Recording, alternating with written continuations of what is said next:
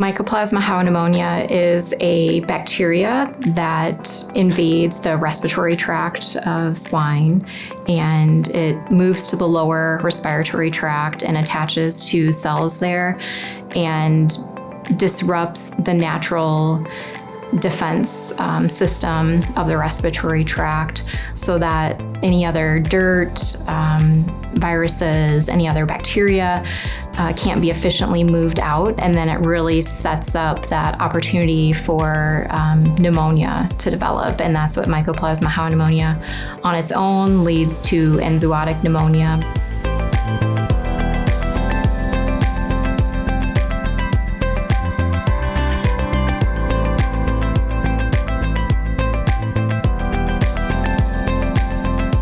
Most of the industry is at a point where they realize the impact of Mycoplasma hyopneumoniae, the ramifications on production, the cost, the increased use.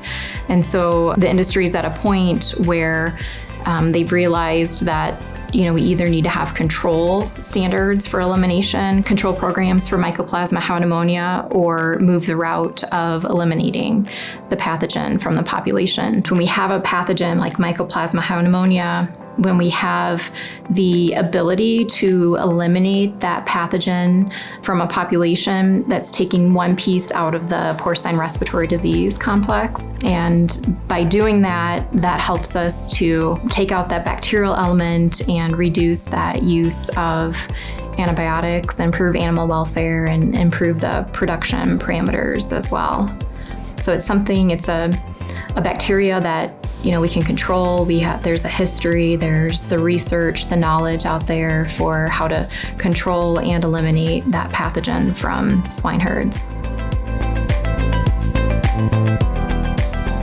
So as we think about Mycoplasma hyopneumoniae elimination programs, there's really two key components to that. And the first piece would be setting an appropriate day zero, which is the start of your herd closure.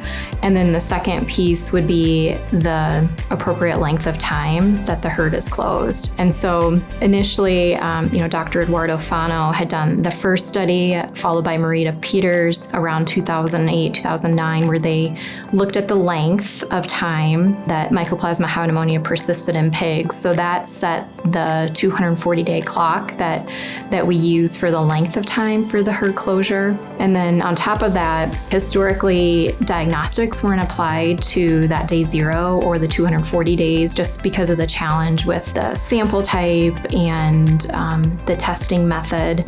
And there's been also work over the last few years where we worked on the sample type, improving the sensitivity, and then also developing guidelines for number to sample along with the sample type and the test to confirm success of an elimination program versus just going blind and relying on time. And then in addition, we've been working on the sampling guidelines for confirming you have the correct day zero.